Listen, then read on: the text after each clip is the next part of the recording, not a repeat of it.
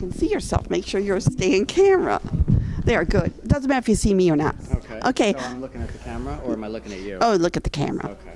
Hello, here we are with... Jeremy Cohen. And you play... I play the pianist in Midnight at the Never Get, and I play the keys for the show, and I also represent some very important people in Trevor's life, who's the main character in the show. Oh, so you play several parts. Yes, I do. Well, it's a bit of a mystery, and you'll have to come to see exactly who I play. But I do represent the most important people in Trevor's life. Is it hard, because you have to concentrate on your piano playing and notes and everything, and words? I've always wondered about this because I'm not a very good multitasker. Well, I've been lucky enough to do quite a few shows where I've been a pianist / actor / singer. This is probably one of the most challenging because, I only joined the team about 12 days ago.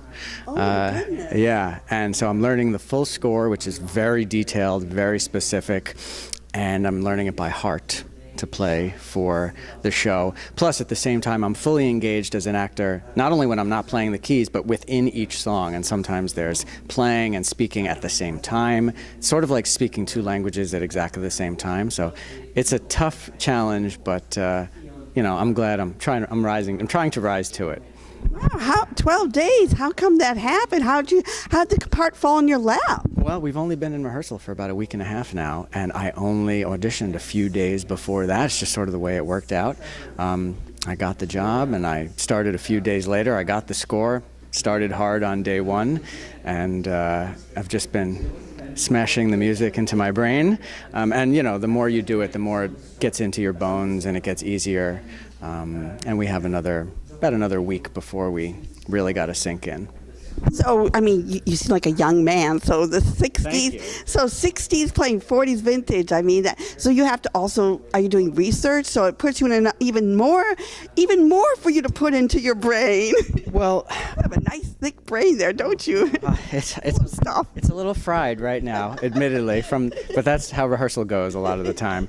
I may not have grown up during the 40s or the 60s, but I am an old soul. I'm an old-fashioned kind of guy, so I really, I feel at ease with the material, with the language, and I'm certainly doing research about the period, but it does feel comfortable.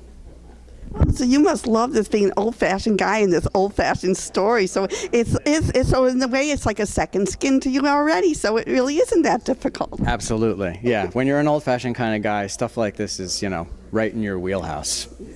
And it's so important, like I was saying to Sam, for young people to know what everyone went through and how this is pre-69, and it's almost like it's returning again the difficult times. Yeah, I'm learning a ton just from being a part of this show. I read the script and I knew a lot about what had happened at Stonewall, but not to this extent, and I learned a lot that I did not know. And just what a time it must have been to be in New York, to be gay in New York. And yeah, there are shadows, there are echoes, rather, is the word. There are echoes now of what happened back then in a lot of different ways. So it's, history does repeat itself. Doesn't it seem silly? It's so illogical. What's so terrible about being in love with anyone? Why do people make such a fuss about it? I've never understood that. Well, you'll get no argument from me there. I know a lot of beautiful people who love a lot of different kind of people, and they're kind, beautiful people, and that's the only thing that's important to me. So what's the harm in it? Why do people feel so threatened? Well, people who are different are scary to some people. How is being in love different? That's what I want to know. Yeah, you get no argument from me there. Hopefully, in the best case, it's a bit of a lofty goal, but when you're an actor and you try and tell these stories, you try and hopefully reach somebody that maybe change their mind about something, or maybe they're already thinking sort of the way that you'd love them to think, but you help clarify something for them. If we can do that with this piece on that scale, that would be the ultimate victory.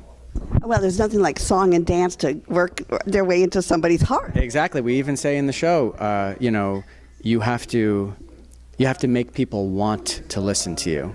And when they want to listen to you, then you can change their minds. And then when minds get changed, the world can change. So it's like I said, it's lofty goal, but hopefully. Oh, it's very clever.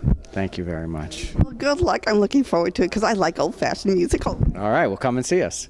Sounds better than La La Land. Well,